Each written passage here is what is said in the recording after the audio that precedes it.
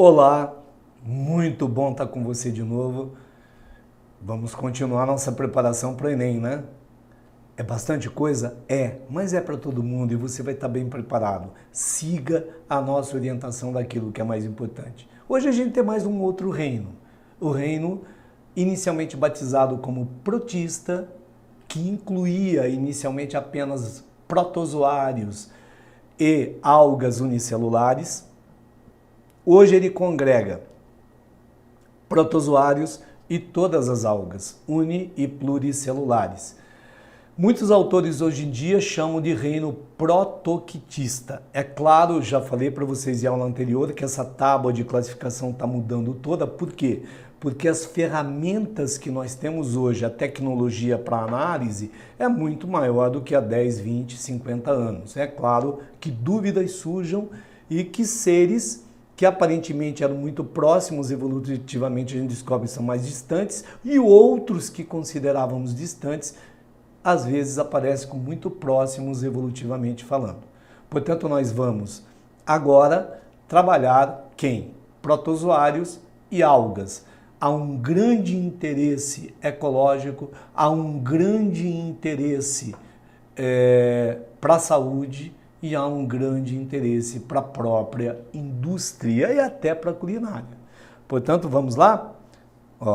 Ciências da Natureza, aula 35, reino protista ou protoctista. Primeiro, característica geral, então, de todo grupo, uni ou pluricelulares. É claro que se você encontrar livros mais antigos, unicelular, ou seja, quem tem razão? É porque naquela época as algas pluri não estavam aqui, agora elas estão, né?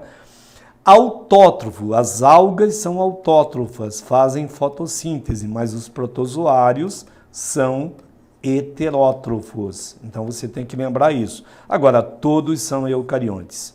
Aliás, meu amigo, tirou o vírus que é acelular, as bactérias são procariontes.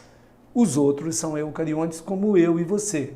Eucarionte é uma célula que tem uma riqueza muito grande de membranas, tão rica em membranas que até membrana nuclear tem. E todo o interior do citoplasma está formado por compartimentos membranosos que vocês já estudaram como organelas citoplasmáticas. Exemplo, mitocôndrias, cloroplastos, lisossomo, Golgi.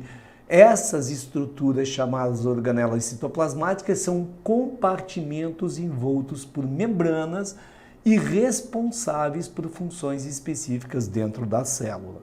Ok? Outro dado interessante, vida livre, então os que não fazem mal para ninguém, e os parasitos. Há doenças muito importantes aí causadas por protozoários, endemias presentes em provas de vestibular do Brasil inteiro, todo santo ano, inclusive no Enem, como doença de Chagas, malária, toxoplasmose, leishmaniose, por exemplo. Então vamos lá? Protozoa agora. Características de protozoário. Eu estou no reino protista, mas estou trabalhando agora só com protozoários. Deixei as algas de fora. Por isso que eles são unicelulares, a maioria tem um núcleo só, microscópicos, aclorofilados. Logo, não fazem fotossíntese. Se não fazem fotossíntese, são o quê? Heterótrofos. Pegam a comida pronta do meio. Ok? Pega a comida pronta do meio. Aqui, heterótrofos. Vivem onde? Principalmente na água, mas podem também viver em locais úmidos, né? Na terra, mas locais muito úmidos. Ainda, grande parte tem vida livre, alguns são simbiontes ou fazem mutualismo, o nome hoje correto é mutualismo. Por exemplo, o protozoário que vive no tubo digestivo do cupim. O cupim come madeira, mas nenhum animal digere celulose. Quem é que possibilita a digestão da celulose para o cupim? É o protozoário. Tudo bem? Na barata também tem esse mesmo protozoário fazendo a mesma função na barata. Alguns são comensais. O que é comensalismo? Se alimenta dos restos alimentares do outro ser. Por exemplo, no tubo digestivo, lá no nosso intestino, tem um monte de protozoário comensal que habita o intestino dos vertebrados. Agora tem os parasitas, como eu falei para vocês, dois importantes, o causador da doença de Chagas e da malária, ok? Agora, a organização celular. Rapidamente você percebe o seguinte, do protozoário tem quantas células? Uma só. E toda célula eucarionte tem o quê? Membrana, citoplasma e núcleo. Então, isso é bem tranquilo para você. Tem membrana, tem citoplasma e tem núcleo. Só que esta célula, e aí é uma coisa incrível, ela é muito mais do que uma célula, ela é o próprio organismo.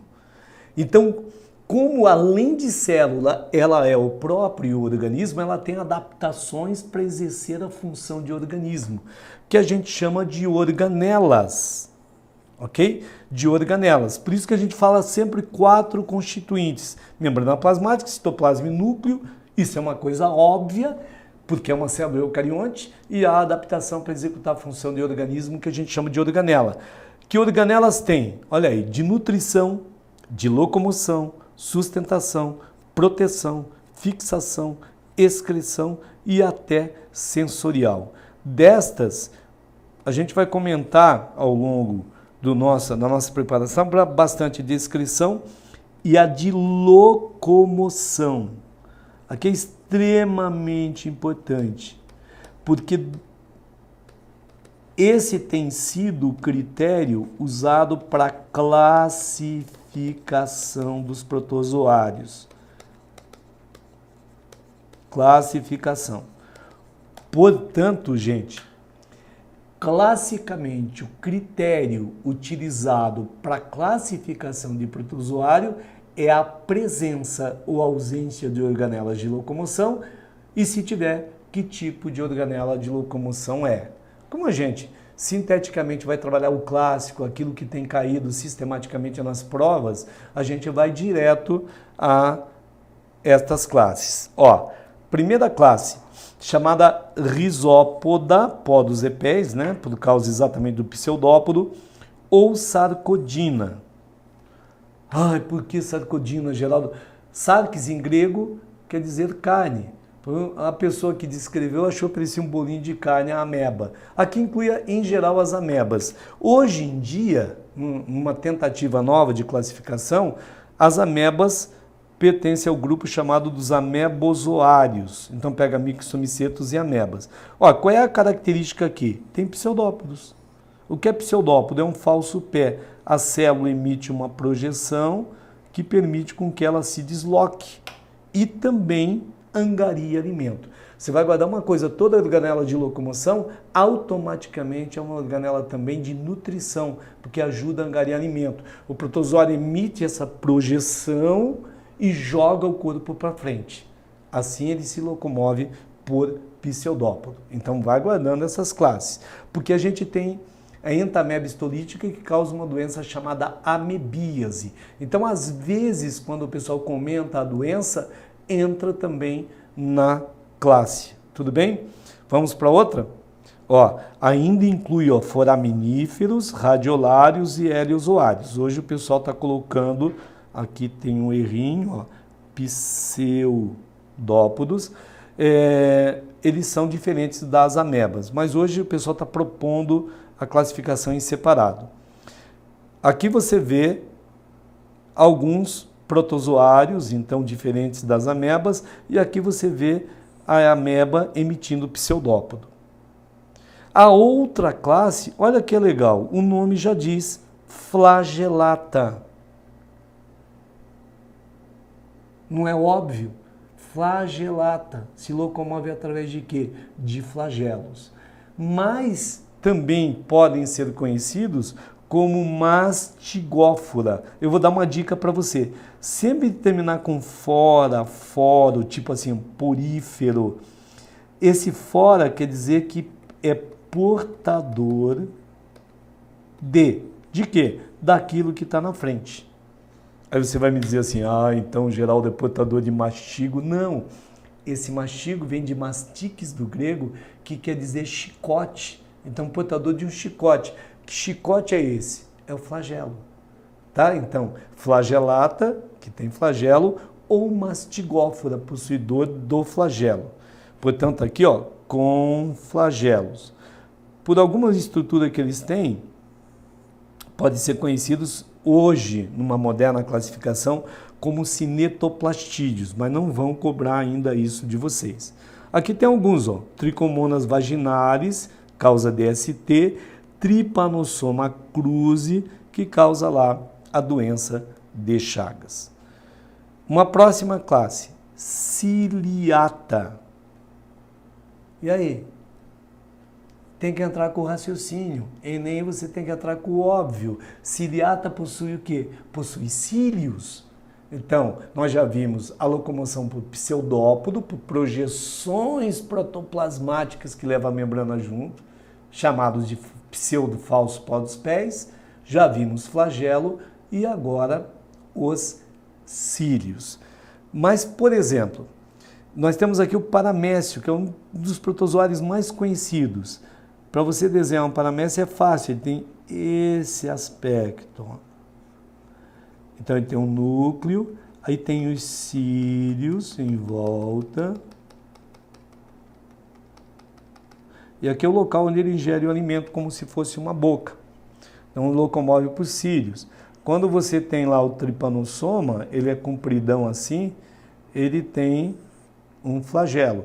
Um outro flagelo que volta faz com que a membrana forme a chamada membrana ondulante, que ajuda a locomoção desse protozoário. Então você está vendo um flagelo, que ele é longo, normalmente único ou poucos, o cílio, que tem muitos e são curtos, e ainda o movimento do cílio é vibratório, ele faz assim, O flagelo ou tem um movimento de chicoteamento ou ele faz esse movimento. Então é um movimento mais grosseiro até. O Balantídeo coli é o único ciliado que pode ser parasita humano, um parasito intestinal. E aí você tem esse aqui que você tem que saber, classe Sporozoa. Modernamente, os autores estão classificando como apicomplexo, porque eles têm um complexo apical que você já vai ver, que serve para fixar no hospedeiro. Agora, classicamente, atenção, não tem organelas de locomoção. Aí você vai pensar, cara, por que não tem organela de locomoção? Uns têm pseudópodos, têm cílios, têm flagelos, embora possam ser parasitas, mas eles estão preparados para se deslocar no meio. E agora você tem um grupo que não tem organela de locomoção. Então por que ele sobrevive? Porque não precisa. E por que não precisa? Porque são todos parasitos. Portanto, tome cuidado lá nas suas provas e verificações. Não ter organela de locomoção é uma adaptação ao parasitismo. E aqui você tem o plasmódio, causador da malária, e tem o toxoplasma, que causa uma doença chamada toxoplasmose. Então, mas cuidado com isso, vai começar a cair em provas, hein? O toxoplasma, você pode adquirir esses cistos aonde? Lá nas fezes do gato, ou em carne contaminada de mamíferos, como de suínos. 70%, por exemplo, dos problemas de visão dos jovens de Porto Alegre é por causa da toxoplasmose. E é perigosíssimo quando a mãe grávida tem toxoplasma, porque ele atravessa a barreira placentária e normalmente ele vai encistar, sabe aonde? Lá no nervo óptico, podendo levar até uma cegueira total. Então é uma doença gravíssima, né, que a gente tem que ter muito cuidado, ok? Aí, aqui, por que apicomplexo, então? Complexo apical, estrutura relacionada à penetração, fixação do parasita no hospedeiro. Tudo bem? Risópoda ou sarcodina, flagelato ou mastigófora, ciliados e os esporozoários ou apicomplexos que não têm estruturas de locomoção. Aqui eu te apresentei os protozoários. A reprodução deles, assexuada, principalmente o quê? Cisciparidade, mas pode ter brotamento, a esquizogênese, às vezes pode ter, olha como é que o causador na malária pode reproduzir.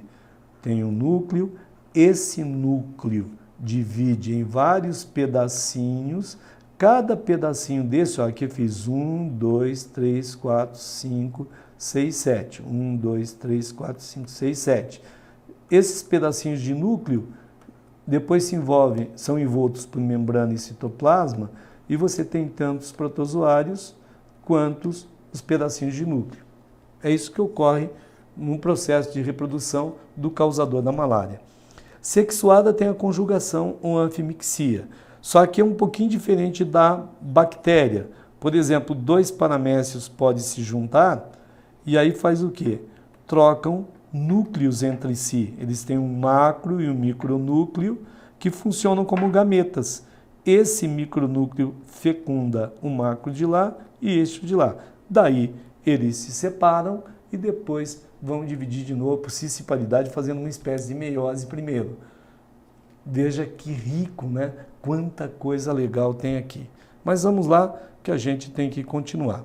Aqui você vê uma ameba fazendo cisciparidade. Aqui está a ameba dividindo em 2. É uma simples divisão da célula, como você já viu lá na bactéria também.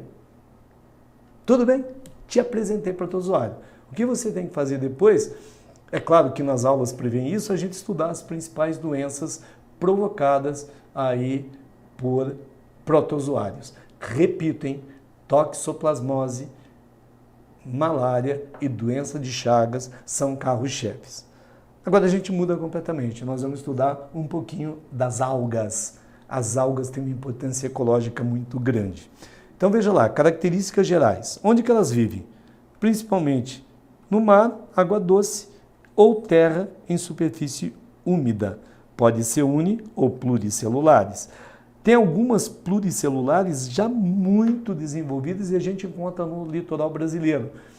Tem uma chamada de alface do mar, porque realmente parece alface, mas ainda não tem verdadeiros tecidos.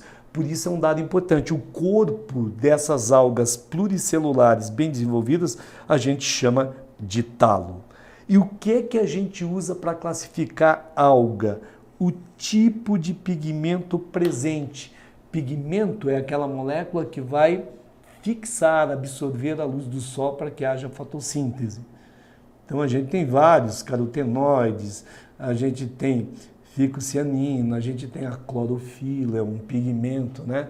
Então dependendo do pigmento, eu vou te mostrar uma tabelinha bem no final que você se orienta perfeitamente. A gente classifica as algas um ou outro tipo, mas também depende da substância de reserva, acúmulo de energia.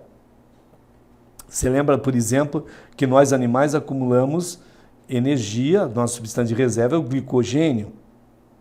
Nas plantas é o amido, né? E o componente da parede celular. Aqui é um dado interessante, porque a parede celular que protege a célula, protege a membrana plasmática, tem lá em bactéria. Lá é feito de aminoácido mais açúcar, a gente chama de peptidoglicano.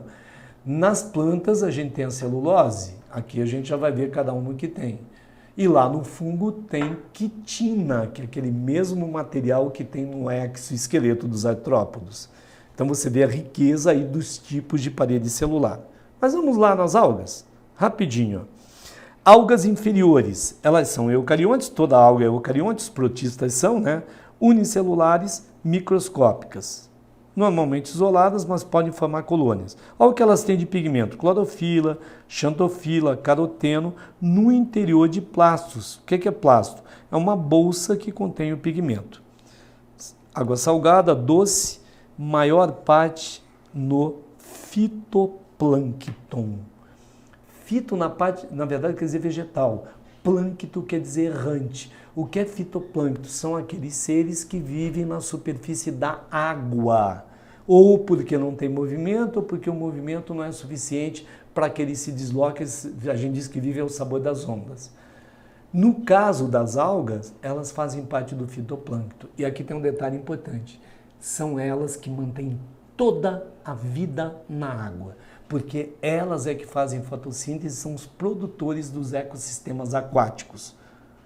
Como se não bastasse, a gente depende do oxigênio para respirar, pois a renovação do oxigênio do ar depende 70% a 75% dessas algas do fitoplâncton. Então você entende por que é uma tragédia, por exemplo, o derramamento de petróleo no mar.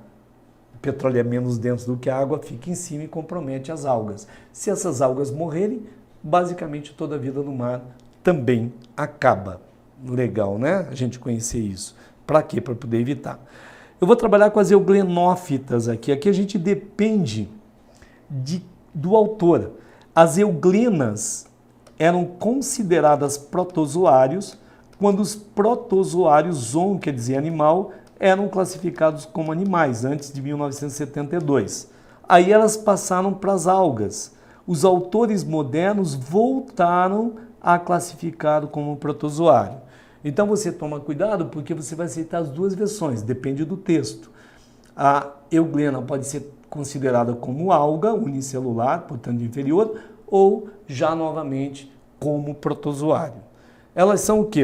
Autótrofas, algumas são heterótrofas e mix quer dizer mistura. Trófos é alimento. A palavra trófos quer dizer alimento. O que quer dizer que a euglena é mixotrófica? Olha que legal, ela tem cloroplasto e tem clorofila. Só que ela, se tiver numa boa, tiver comida no meio, ela vive como a gente, heterotroficamente. Vai lá, pega a comida no meio e se vira. Se não tiver comida, ela faz fotossíntese. Morrer de fome, ela não morre. Por isso é mixotrófica. Fantástico, né? A reprodução, assexuada principalmente por cisciparidade, né? Aqui você vê uma euglena. Então você está vendo essa estrutura que é fotossensível, né? Ela é vermelha assim, permite com que ela aproxime da luz ou não. Aqui você vê o flagelo, o vacúolo pulsátil contrátil, que é aquela estrutura análoga ao rim. Essa estrutura é responsável pelo equilíbrio osmótico desse ser. Ela não tem parede celular, ela tem um gelzinho, uma película que envolve a membrana. Aí você vê o núcleo e esse verde aqui é um monte, então, de plastos, né? Contendo clorofila aí, portanto, cloroplastos. Tudo bem, as euglenas? Agora, outras algas importantes. Crisófitas ou diatomáceas, também chamadas de bacilariófita. São as algas douradas, ela é de um amarelo dourado, também fitoplanctônica. Só atenção, a parede celular tem um reforço de sílica. Ela vive dentro de uma carapaça, parece uma conchinha, que a gente chama de frústula, com duas partes. Cada parte se chama valva, exatamente como uma saboneteira. Tá? Essas duas valvas, essas duas peças se encaixam como uma saboneteira. Aí, quando elas vão fazer cisciparidade, elas separam e cada uma secreta uma menor. Ok? Olha, bem legal. Mas o que chama mais atenção? É que quando elas morrem, essa carapaça vai para o fundo e sedimenta e vai acumulando uma em cima da outra e dá origem a uma rocha sedimentar chamada diatomito. Portanto, diatomácea forma rocha sedimentar chamada diatomito. E qual é a importância econômica? A fabricação de filtro, isolante térmico, abrasiva para polimento de automóvel, até para pasta de dente, cosmético, para fazer tijolo, explosivo. Aí você vê, elas vivem principalmente no mar, mas também tem na água doce. Você já tinha ideia da importância econômica dessas algas, que a carapaça vai formar uma rocha chamada diatomito? E agora dê uma olhada aqui. Aqui estão as carapaças, ó, são exemplos de carapaças. Olha aqui mostrando as duas partes. E aqui um tijolinho feito do diatomito para produzir casas como tem no Nordeste do Brasil. Então sempre que aparecer uma casa assim de tijolinho, o tijolinho aqui, e vai perguntar de onde foi tirado, do diatomito, que é uma rocha sedimentar e que surgiu a partir do sedimento formado pelas carapaças dessas diatomáceas. Mas tem coisa mais importante ainda para você ver. Veja o próximo grupo. Pirrófita ou dinoflagelado, são chamadas algas de fogo. Olha aqui, ó, são bioluminescentes, como a notiluca.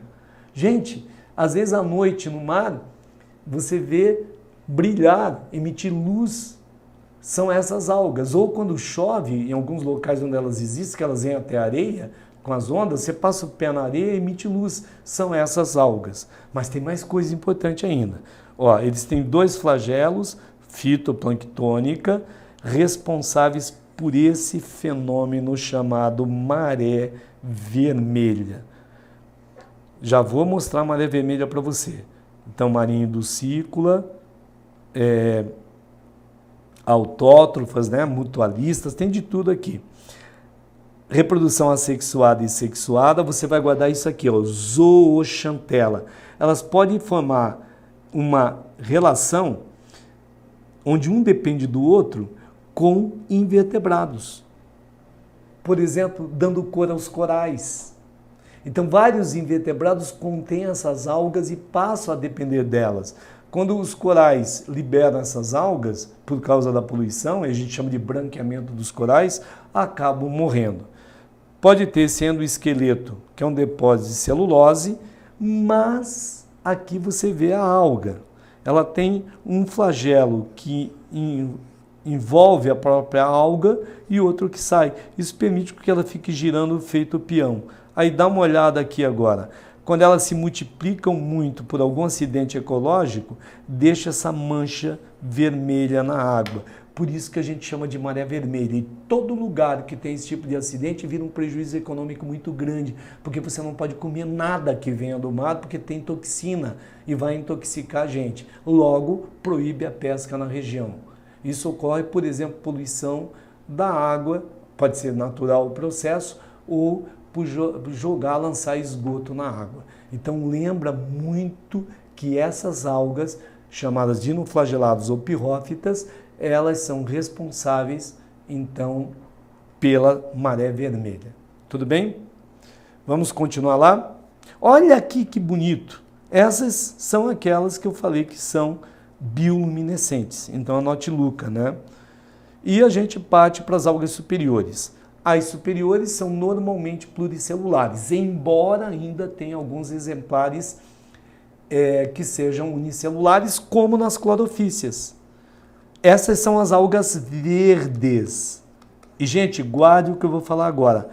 Todas as plantas terrestres evoluíram a partir dessas algas. Então, isso é importante para a evolução. As clorofícias é que deram origem a todas as plantas terrestres. Então, você vê unipluricelulares, algumas são bastante complexas, como é o caso aí da uva, que é essa que é a alface do mar.